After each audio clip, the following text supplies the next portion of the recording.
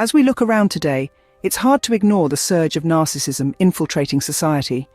Narcissism, inspired by the Greek myth of Narcissus, is a deep need for excessive attention, admiration, and self-importance. It's more than just excessive self-love or obsession with appearance. Narcissism can strain relationships and communities, making compassion for others secondary to personal gain. It's a critical issue with profound, far-reaching effects. Now, let's revisit an ancient tale that perfectly illustrates the concept of narcissism. Away from the present and back to the ancient times, the Greek myth of Narcissus serves as a timeless tale of vanity and self-obsession. In the heart of ancient Greece, there lived a youth named Narcissus. His beauty was entrancing, but he rejected all admirers, leaving many heartbroken. One day, Narcissus stopped at a pool and was enchanted by his own reflection. He couldn't tear himself away and tragically drowned. His story is often misinterpreted. Rather than self-love, Narcissus's state was one of despair and loneliness. He questioned his worth, feeling despised by all. He was like a puppet, with shame, embarrassment, and paranoia pulling his strings. He feared and avoided intimacy, believing some hidden ugliness within him would be revealed and hated.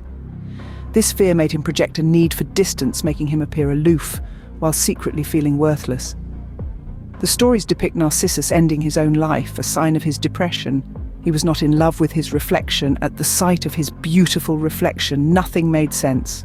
Narcissus's fate was sealed by his inability to see any way out of his misery, a cautionary tale that still resonates today. Narcissus was not in a state of love, quite the opposite. He was in a state of despair, loneliness, and confusion.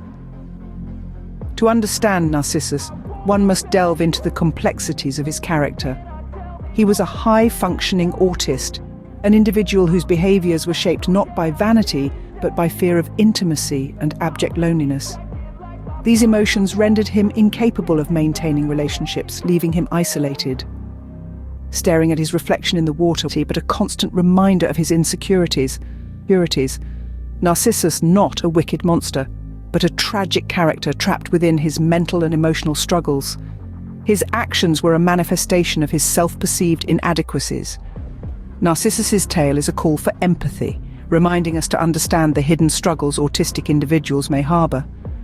Narcissus's story serves as a reminder that not all that glitters is gold. Behind the beautiful exterior was a tortured soul, misunderstood and alienated by his inner demons. I keep forgetting to ask you to please like the video, subscribe, and most of all watch to the end and leave a comment. In our modern society, narcissism is more than a myth. It's a growing concern. It's not as simple as self-love.